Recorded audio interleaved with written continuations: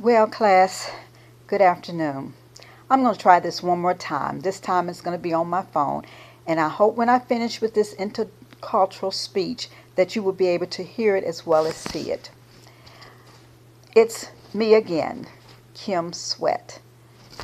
I am doing my interculture speech. I interview a Mrs. Dilly Deal. My topic is a Cuban girl living in the United States of America. My main points will be her life experiences, her life in her culture, her religion and her faith, her world view, and her hobbies. When I was interviewing Mrs. Deal, she told me that she has one standard that she always believes in and that she goes by it, and she found out that it is true. That statement is hard work plus determination equals hard equals success. I'm sorry, let me say that again. Hard work plus determination equals success. Mrs. Deal is from Cuba. Mrs. Deal, as a child, was born in Cuba. She left Cuba at the age of 22. After that, she came to the United States of America. Being in this country has made her very happy. She says, I found the love of my life. She says, and I have 3 children, and she said they are wonderful children. She says, I found great opportunities in the United States of America, and because she learned English. Mrs. Deal's experiences is from a person coming from a different culture. She says it has been great. She says she was very nervous because she didn't know what to expect. Then she realized that the life that she wanted before she came, she had to adhere to the brand new culture and the new rules, and most of all, the new language. Mrs. Deal says that she is a Latino, and that means that it is people from Latin America. She said they have a very warm and family-oriented culture. She says a lot like the culture from the Southern people here in the United States of America. In our culture, we are very overprotective of our children, more than usual. We love to have people over for big parties and for big dinners, and she also says that she is quick to offer their home to strangers who are in need. Respect your elders and authorities is a big deal, and it's very important to teach your children those same values.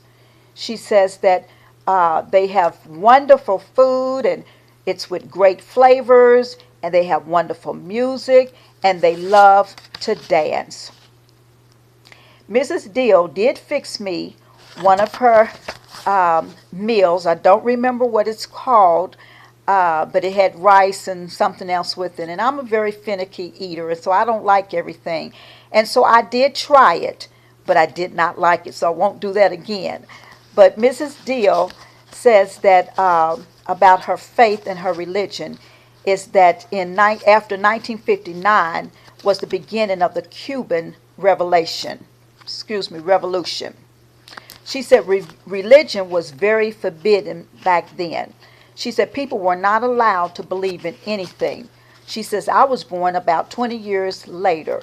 She says, and so I grew up not knowing about faith and about religion. And in 1994, she says the Pope John Paul went to Cuba and had a very long discussion about people being free enough to practice whatever religion that they wanted to practice, and not have any worries because they're practicing their faith. After that, they found out that December the 25th was a holiday. From then on, Cubans started to open up about their faith. She said the government was using churches as a result out to the world for donations for clothing and medicines. She says many old churches were reopened and people started to attend the services.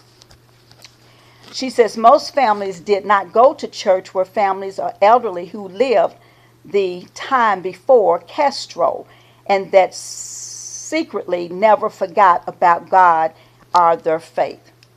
Mrs. Deal's hobbies, well, she says her hobbies are her kids and her husband. She says taking care of them and spending time with my family. I don't have much time for anything else. She said it's very important to her that her family is her number one priority. I love being a mom and a wife. I wouldn't trade it for nothing in the world. She says not even in her past or her future. She said it has made her who she is today, and also it has made me appreciate the little and the big things in life. Mrs. Deal's worldview is very simple, she says. We need to stop fighting each other. We need to start helping each other.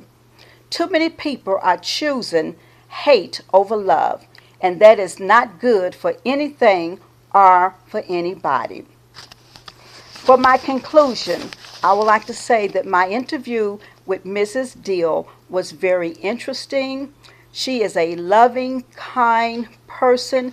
She loves her job. She loves the children. She loves to teach people like me and you that don't speak her language. She teaches us how to do that where we work at. And Miss Deal, I want to thank you once again for allowing me to interview you. I thank you. And class, it has been a nice 8 weeks, and I really have enjoyed interacting with each and every one of you. And so I wish you well and hope that everything works out for you. God bless you. Goodbye.